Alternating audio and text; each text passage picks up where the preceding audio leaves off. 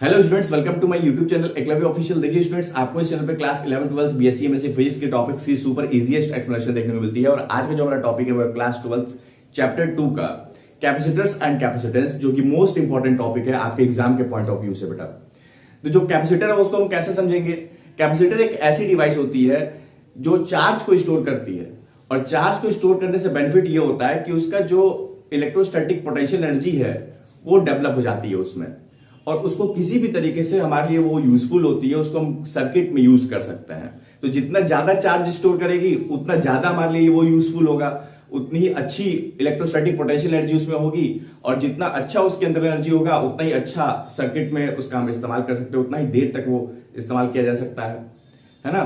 तो जो हमारा कैपेसिटर होता है वो एक ऐसी डिवाइस होती है जो एनर्जी को स्टोर करने का काम करती है। अब कैपेसिटर जो है वो कई तरीके के होते हैं, जैसे ये सिलिंड्रिकल कैपेसिटर है दोनों, ये आपका डिस्क टाइप कैपेसिटर है, ये पैरेलल प्लेट कैपेसिटर है, और ये आपका जो है ये भी अगेन डिस्क टाइप कैपेसिटर है। इस तरीके से स्फेरिकल कैपेसिटर भी होता है ना। तो ये आपके कुछ कैपेसिटर्स हैं जो अलग अलग जगहों पे अलग अलग तरीके से इसका इस्तेमाल किया जाता है। प्रिंसिपल सबका सेम होता है, शेप आपके अलग अलग दिखाई दे रहे होंगे, सबका प्रिंसिपल सबका कंसेप्ट सेम होता है। इसको अलग अलग जगहों पे अलग अलग जहां जहां जरूरत पड़ती है उस तरीके से उसका इस्तेमाल करते हैं कैपेसिटी के आधार पे। तो अब हम समझते हैं कि प्रिंसिपल क्या होता है कैपेसिटर का। What is the principle of capacitor?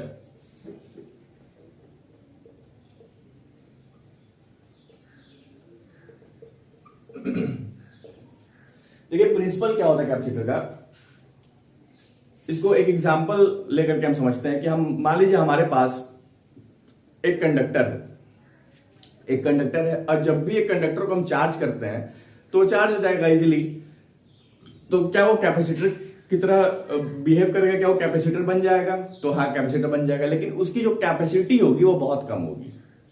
उसकी क्या कैपेसिटी बहुत कम होगी, और कैपेसिटी कम होगी यानी उसकी कैपेसिटी को हमको बढ़ाना पड़ेगा।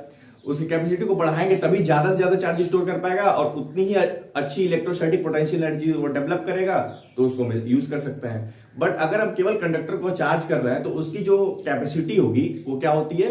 वो कम होती है। उसकी कैपेसिटी, वो कम चार्ज को स्टोर कर पाता है। तो उसकी कैपेसिटी को कैसे बढ़ाया जा सकता है, मुद्दा ये है कि अब उसकी कैपेसिटी को हम कैसे बढ़ाएं। तो हम मान लेते हैं कि कोई हमारे पास यहाँ पे एक कंडक्टर ले लेते हैं, कोई कंडक्टर हमारे पास है इस तरीके से, और इस कंडक्टर को हम चार्ज कर देते हैं। इस कंडक्टर को हम चार्ज करते हैं, यहाँ पे प्लस चार्ज, यहाँ पे इसको चार्ज कर दिया, मान लेते चार्ज क्यू है और इसका कुछ पोटेंशियल क्या है, वी है। तो अब ये जो चार्ज किया गया है, ये चार्ज बहुत ज्यादा चार्ज तो स्टोर कर नहीं पा रहा है। अब देखिए, अगर आप जरूरत से ज्यादा चार्ज स्टोर कर देंगे तो लीक करने लगेगा, लीकेज होने लगेगा, एयर में आयोनाइजेशन होने लगेगा, लीक होने लगेगा, चार्ज बाहर एयर में एयर को आयोनाइज करने लगेगा। मान लीजिए कि 10 कूलम चार्ज को स्टोर कर सकता है, और आप 20 कूलम 25 कूलम चार्ज दे रहे हैं, तो 10 कूलम तो ये अपने अंदर रख लेगा, लेकिन बाकी जो चार्जेस होंगे, एक्स्ट्रा चार्जेस, वो सीधे एयर में चले जाएंगे, एयर को आयोनाइज करेंगे।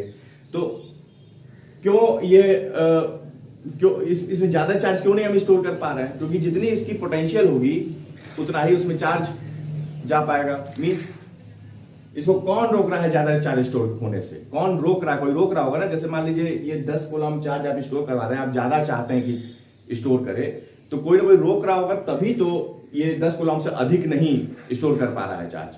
तो कौन रोक रहा है? तो ये पोटेंशियल उसका फुल हो जाएगा, उसकी क्षमता खत्म हो जाएगी, तो वो कहां से स्टोर करेगा? आप जैसे एक एग्जांपल ले लीजिए कि मान लीजिए कोई गिलास है, कोई गिलास ले लीजिए यहाँ पे, ठीक है। अब इसमें आपको जूस भरना है, मान लीजिए जूस आप भरे इसमें, तो जूस आप वहीं तक भर पाएंगे जहां तक इसका क्षमता होगा, जहां तक इसका पोटेंशियल होगा, जितनी हाइट पे होगा वहीं तक आप भर पाएंगे। आप चाहेंगे कि इसमें और भर दें जूस, तो क्या भरा जाएगा? वो बाहर ओवरफ्लो होने लगेगा, गिरने लगेगा। तो सेम वही कंडीशन यहाँ पे भी होती है कि अगर ये 10 कूलम चार्ज करने की, स्टोर करने की क्षमता रखता है तो उतना ही स्टोर करेगा, उससे अधिक आप देंगे तो वो लीक करने लगेगा, एयर में जाके आयोनाइज करने लगेगा।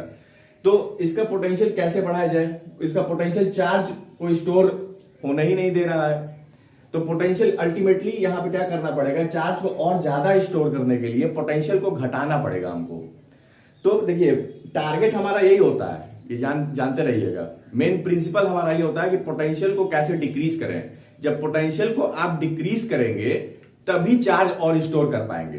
देखिए इसमें समझिए, जैसे मान लीजिए यहां तक अगर आप भर दिए जूस को, तो अब यहां पे इसका लेवल थोड़ा खाली होगा तभी तो आप इसमें जूस को दोबारा भर पाएंगे या और भर पाएंगे। तो पोटेंशियल इसमें होनी चाहिए ना उसको कंटेन करने की। तो अगर पोटेंशियल इसको घटा दिया जाए, इसकी पोटेंशियल को घटा दिया जाए तो इसमें और चार्ज स्टोर किया जा सकता है। समझ रहे हैं?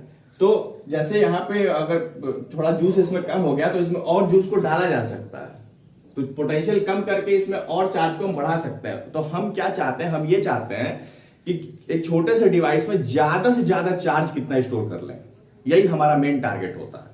तो ज्यादा से ज्यादा चार्ज कैसे स्टोर करेंगे, तो ज्यादा से ज्यादा चार्ज स्टोर करने के लिए उस प्लेट के पोटेंशियल को घटाना पड़ेगा, उस प्लेट के पोटेंशियल को डिक्रीज करना पड़ेगा। यही मेन इसका प्रिंसिपल है। तो डिक्रीज करेंगे तभी चार्ज उसमें ज्यादा स्टोर हो पाएगा। समझ में आ रहा है? तो अब इसमें पोटेंशियल को डिक्रीज करने के लिए हम क्या करते हैं, इसके बगल में एक और कंडक्टर एक और यहां पे प्लेस करते हैं। जब एक और कंडक्टर यहां पे प्लेस करेंगे तो इसके ऊपर अभी कोई चार्ज नहीं है, टोटल चार्ज इसका 0 है ना। लेकिन कंडक्टर है तो इसके ऊपर फ्री इलेक्ट्रॉन्स होंगे, सभी बच्चों को पता है। कंडक्टर है तो इसके ऊपर फ्री इलेक्ट्रॉन्स बहुत ज्यादा होंगे। टोटल चार्ज इसका 0 है लेकिन फ्री इलेक्ट्रॉन्स तो इसमें होंगे ना। तो इसमें जो फ्री इलेक्ट्रॉन्स इसके होंगे, ये चार्ज क्या करेगा, उस फ्री इलेक्ट्रॉन्स को अपने तरफ अट्रैक्ट करेगा। तो निगेटिव चार्जेस इधर आ जाएंगे और पॉजिटिव चार्ज जहां से आए वो पॉजिटिव चार्ज इधर आ जाएंगे आपके, है ना। तो टोटल चार्ज कितना होगा इसका, total charge negative positive, total charge आपका 0 होगा। जितने निगेटिव इधर आएंगे उतने ही पॉजिटिव इधर आएंगे, तो टोटल चार्ज इसका 0 होगा। तो अब इसमें क्या करेंगे, इसको हम ग्राउंड कर देंगे। इसको क्या करेंगे, ग्राउंड कर देंगे। अब ग्राउंड करने का यहाँ पे क्यों हमने ग्राउंड किया, इसको ग्राउंड करते ही इसके जो जितने पॉजिटिव चार्जेस होते हैं, जितने इसके चार्जेस होते हैं वो सब ग्राउंड में चले जाते हैं। तो ये पॉजिटिव चार्ज तो ग्राउंड में चले जाएंगे लेकिन निगेटिव चार्ज नहीं जा पाएंगे, क्योंकि निगेटिव चार्ज को ये पॉजिटिव चार्ज अट्रैक्ट किया रहेगा, है ना। इस निगेटिव चार्ज को ये पॉजिटिव चार्ज अट्रैक्ट किया रहेगा, बाकी ये जो पॉजिटिव चार्ज है ये ग्राउंडेड हो जाएंगे। ठीक, तो अब क्या होगा कि इसके पास निगेटिव पोटेंशियल है। अब देखिए जब ये हमारा ये पॉजिटिव चार्ज है, ये निगेटिव चार्ज है, तो ये निगेटिव चार्ज जब ग्राउंड हो गया तो ये सॉरी पॉजिटिव चार्ज जब ग्राउंड हो गया तो पॉजिटिव चार्ज यहां से हट गया, बचा केवल क्या, निगेटिव चार्ज। अब ये निगेटिव पोटेंशियल इस प्लेट के ऊपर अपना असर दिखाएगा और इस निगेटिव पोटेंशियल की वजह से ये भी पोटेंशियल, इस प्लेट का भी पोटेंशियल थोड़ा घट जाएगा। अगर मान लेते हैं इसका पोटेंशियल आपका V डबल डैश पोटेंशियल है, तो ये जो V डबल डैश पोटेंशियल होगा इस पोटेंशियल को घटाने की कोशिश करेगा, इसका असर इस पे दिखेगा। तो इसका जो अप पोटेंशियल हो जाएगा इस चार्ज की वजह से वो V minus V double dash हो जाएगा। मींस अल्टीमेटली क्या होगा बेटा, अल्टीमेटली ये होगा कि जो पोटेंशियल है वो क्या हो गई, घट गई। और पोटेंशियल घट गया मतलब लेवल खाली हो गया। अब लेवल खाली हो गया तो इसमें और भर सकते हैं। पोटेंशियल घट गया इसका मतलब ये हुआ कि इसमें और चार्ज को स्टोर किया जा सकता है। तो मेन हमारा टारगेट क्या है कि छोटे से छोटे जगह पे कितना ज्यादा चार्ज हम इसमें स्टोर कर सकें। तो जितना ज्यादा चार्ज हम इसमें स्टोर करेंगे उतना ही हमारे लिए बेनिफिशियल होगा, उतना ही अच्छी इलेक्ट्रोस्टैटिक पोटेंशियल एनर्जी डेवलप होगी, उतने ही अच्छे से उसका सर्किट में हम इस्तेमाल कर सकते हैं। बात समझ में आ रही है? तो अब ये हमारा पोटेंशियल कम हो गया, इसमें और ज्यादा चार्ज आप स्टोर कर सकते हैं और जितना ज्यादा चार्ज स्टोर करेंगे उतना ही ज्यादा हमारे लिए वो बेनिफिशियल होगा। तो ये तो आपका मेन प्रिंसिपल है कि यहाँ पे इसकी पोटेंशियल एनर्जी को क्या किया जाए, घटा दिया जाए और घटाने के बाद इसके ऊपर चार्ज और ज्यादा हम स्टोर कर सकें। तो मेन आपका बेसिक काम यही है कैपेसिटर का कि चार्ज को स्टोर करके जितना ज्यादा हो सके उसका यूज कर सके हम लोग। बात समझ में आ गई? तो ये आपका मेन बेसिक प्रिंसिपल है आपका, इस तरीके से आप चार्ज को स्टोर करने का काम करते हैं। तो यहां पे हम ये देखिए इसका मेन कंक्लूजन क्या है। इसका मेन कंक्लूजन ये है कि कभी भी कैपेसिटर जब बनता है ना तो उसमें 2 प्लेट्स होती हैं, एक प्लेट नहीं होगी। ठीक है, एक प्लेट नहीं होगी। कभी भी कैपेसिटर का जब भी आप फॉर्मेशन कभी भी डिजाइन किया जाता है तो 2 प्लेट उसमें होती हैं। एक प्लेट तो होती है जो उसका मेन पोटेंशियल भी कैपिटल क्यू वो तो होता ही होता है, उसमें कोई दिक्कत वाली बात नहीं है। लेकिन दूसरा प्लेट हम इसलिए लगाते हैं कि वो पोटेंशियल को घटा सके, पहले वाले प्लेट के पोटेंशियल को घटा सके और ज्यादा से ज्यादा चार्ज को स्टोर कर सके। आ रही है बात समझ में?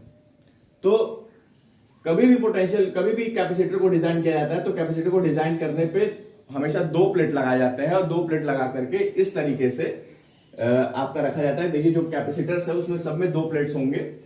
एक प्लेट पे तो पोटेंशियल जो आपका चार्ज स्टोर है वो तो होगा ही, और दूसरा प्लेट का रोल ये होगा कि वो पहले प्लेट के पोटेंशियल को घटाए ताकि और ज्यादा चार्ज उसमें स्टोर हो सके, ताकि उतनी ही अच्छी इलेक्ट्रोस्टैटिक पोटेंशियल एनर्जी उसमें डेवलप हो सके और अच्छे से उसको सर्किट में हम यूज कर सके।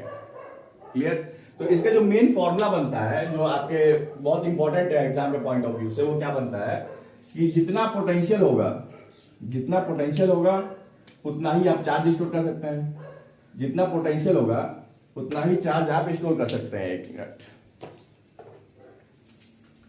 मतलब जो Q होगा वो प्रोपोर्शनल टू V होगा, मतलब जितना पोटेंशियल होगा उतना ही ज्यादा चार्ज आप स्टोर कर सकते हैं। अब ये प्रोपोर्शनल का साइन हटाइए तो Q इज इक्वल टू ये कांस्टेंट आ जाएगा C, जिसको कैपेसिटेंस, इलेक्ट्रिकल कैपेसिटेंस बोलते हैं, और V आ जाएगा। तो ये जो हमारा फॉर्मूला है यही मेन फॉर्मूला है, Q इक्वल टू CV।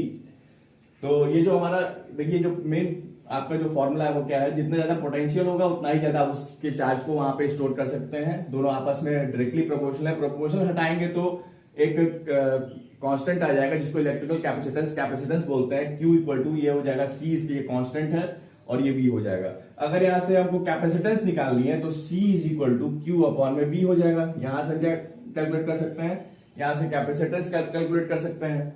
और अगर हम पोटेंशियल अगर निकालना है तो V equal to Q by C कर दे तो उसका पोटेंशियल निकल जाएगा। तो यहां से आप देख सकते हैं कि ये सब जो आपके फॉर्मूले हैं, आपके बहुत इंपॉर्टेंट फॉर्मूले हैं। और यहां से एक चीज समझिए कि अगर किसी कंडक्टर को 1 कूलम चार्ज देते हैं और 1 कूलम चार्ज देने से उसका पोटेंशियल 1 वोल्ट बढ़ जाता है, ठीक है, तो जो कैपेसिटेंस होगा वो कैपेसिटेंस 1 फैरेड के बराबर होगा, है ना। तो कैपेसिटेंस क्या होगा, 1 फैरेड। अब फैरेड क्या है, फैरेड उसकी SI यूनिट है, मतलब कैपेसिटर की जो कैपेसिटर की जो SI यूनिट होगी वो क्या होगी, वो फैरेड होगी। ठीक है, तो यहां से ये कंक्लूजन हमको यहां से मिलता है। तो उम्मीद करूंगा आज सभी बच्चों को आज की क्लास समझ में आई होगी। अगर क्लासेस लेक्चर्स आपको क्लियर हो बेटा तो वीडियो को लाइक और चैनल को सब्सक्राइब जरूर कर दीजिएगा, और अपने फ्रेंड्स के साथ भी शेयर कीजिएगा ताकि वो भी अच्छे से फिजिक्स को समझ सकें। नोट्स के लिए टेलीग्राम चैनल को ज्वाइन कर लीजिएगा, लिंक डिस्क्रिप्शन बॉक्स में दिया हुआ है। Thank you so much.